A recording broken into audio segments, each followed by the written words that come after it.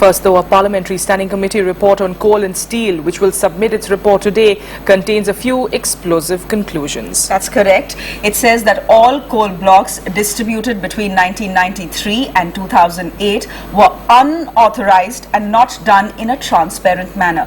It also says that all coal mine allocations where production is yet to begin should be cancelled. The report has, of course, recommended that those directly involved or indirectly involved should be investigated. The report doesn't name a presumptive loss figure, however.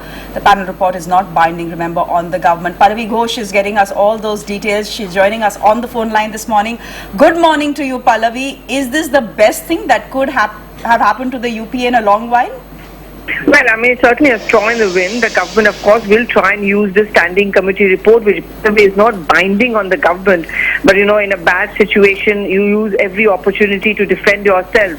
And the fact that the standing committee, headed by a Trinamool Congress MP, Kalyan Banerjee, it also has BJP leaders like Smriti Irani on board, actually not only indicts, in a sense, the Congress government, but also the NDA regime. It talks about cancellation of coal block allocations made from 1993. It talks about the fact that there was no transparency in this allocation, that there was no advertisements given, there was no publicity given, and it was very arbitrary choosing of giving those coal block allocations. Certainly the government is going to be using this opportunity to try and defend itself by saying it's not just us, but just about every political party, and even the NDA is just as guilty.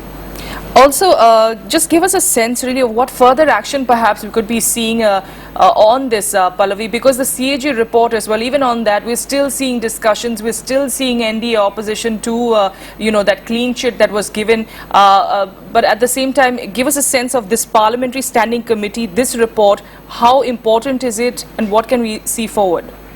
Well, the standing committee, of course, has a constitutional basis. So in that sense, it's in a sense sacrosanct, but it's not binding. I mean, governments often do not accept the standing committee recommendations or follow it in toto.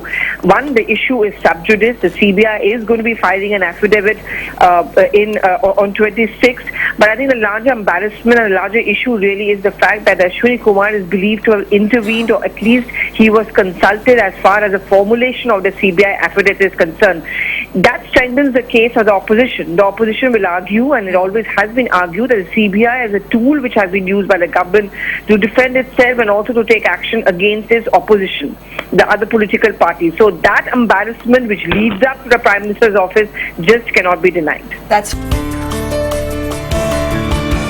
Now, trouble could be brewing for Law Minister Ashwini Kumar. He is facing allegations of having tampered with the CBI status report on the coal scam and protecting the office of the Prime Minister. CNN-IBN's Manoj Gupta gets us details of the CBI affidavit to be filed before the Supreme Court this week.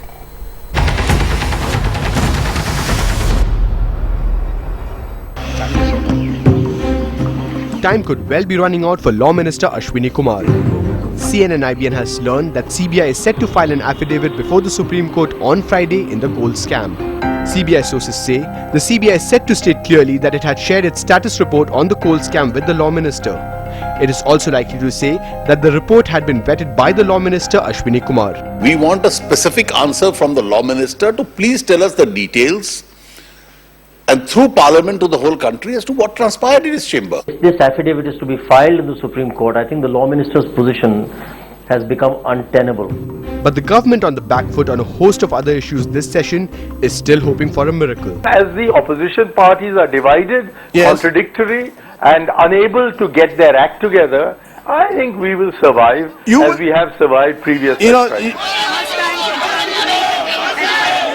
So while the first week of the session may go waste as the opposition and the government square off on the JPC report and the aftermath of the Delhi rape, the coming week could well see an aggressive opposition demanding the Law Minister's head. With Manoj Gupta in New Delhi, this is Edwin Thomas.